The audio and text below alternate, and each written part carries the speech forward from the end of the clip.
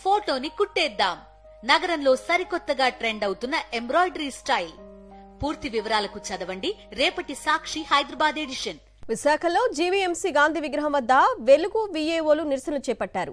గత 4 నెలలుగా జీతభత్యాలు చెల్లించడం లేదని, తమపై రాజకీయ వేధింపులు చేస్తున్నారని కూటమి ప్రభుత్వంపై మండిపడ్డారు. 3 సంవత్సరాల కాలపరిమితి జీవోను వెంటనే రద్దు చేసి తమ సమస్యలను పరిష్కరించాలని డిమాండ్ చేశారు. లేదంటే రాష్ట్ర వ్యాప్తంగా ఆందోళనలు ఉధృతం చేస్తామని వెలుగు విఏఓలు హెచ్చరించారు.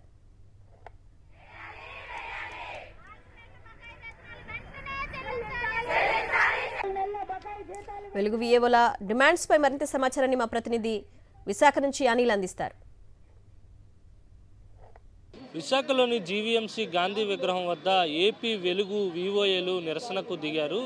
గత 4 నెలలుగా జీతభత్యాలు చెల్లించలేదని, వెంటనే తమ డిమాండ్లు పరిష్కరించడంతో పాటు వేతనాలు చెల్లించాలని డిమాండ్ చేస్తున్నారు. అసలు మాట్లాడదాం. ఎటువంటి సమస్యలు ఉన్నాయి, ఏ సమస్యలు పరిష్కరించాలని మీరు ప్రభుత్వాన్ని కోరుతున్నారు? చంద్రబాబు నాయుడు గారు ఎలక్షన్స్లో మీటింగ్స్లో చెప్పింది ఏంటంటే ఆ సర్క్యులర్ని ఇంప్లిమెంట్ చేయం, అలాగే దాన్ని రద్దు చేస్తాం, అలాగే మీకు వ్యక్తిగత అకౌంట్లో వేతనాలు వేస్తాము, ఉద్యోగ భద్రత కల్పిస్తాము అని చెప్పి మేము 36 గంటలు ధర్నా పెట్టినప్పుడు వరలరామయ్య గారు వచ్చి ఈ మాట చెప్పారు.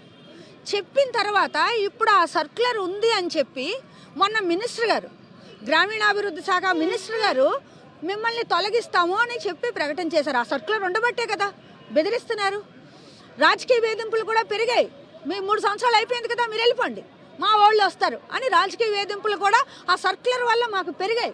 మేము అడిగేది ఏంటంటే, మేము డ్యూటీ జాయిన్ అయ్యి 25 సంవత్సరాలు, రూపాయి వేతనం లేకుండా 10 ఏళ్ళు పనిచేసాం, కష్టపడి సంఘాలు నిర్మించుకున్నాం. ఆ నిర్మించుకున్నప్పుడు రూపాయి వేతనం లేనప్పుడు మేము పనికొచ్చాం. 2,000 రూపాయల వేతనం, తర్వాత ఏమో దాన్ని 8,000 రూపాయలకి జగన్ గారి టైంలో వేతనాలు 8,000కి పెరిగాయి.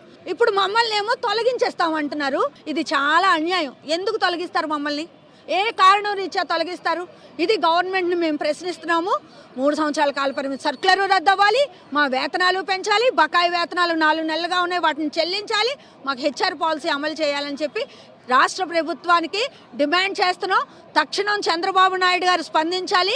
బడ్జెట్ సమావేశాలు జరుగుతున్నాయి, దాంట్లో మా గురించి స్పష్టమైన ప్రకటన ఇవ్వాలని చెప్పి కోరుతున్నాం.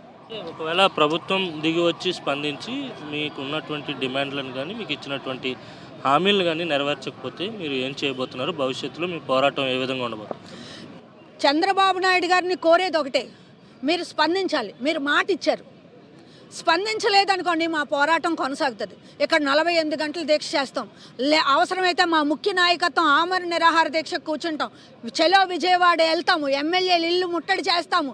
మా ఉద్యోగాలు పీకేయడానికి మీరు ఎవరండి? అసలు మిమ్మల్ని మా బాగు కోసం ఎన్నుకున్నాం, మా మంచి కోసం ఎన్నుకున్నాం, మా భవిష్యత్తు కోసం ఎన్నుకున్నాం. మా ఉద్యోగాలు పీకేయడానికైతే మిమ్మల్ని ఎన్నుకోలేదు కదా. మీరు మాట కూడా ఇచ్చున్నారు, 3 సంవత్సరాల కాలపరిమితి సర్క్యులర్ రద్దు చేస్తామని. ఆ మాటను నిలబెట్టుకోండి. ప్రతి నెల వేతనాలు ఇవ్వండి. వేతనాలు ఇస్తేనే బతకలేము. అలాంటిది 4 నెలల నుంచి వేతనాలు లేకపోతే మేము ఎలా బతకాలి?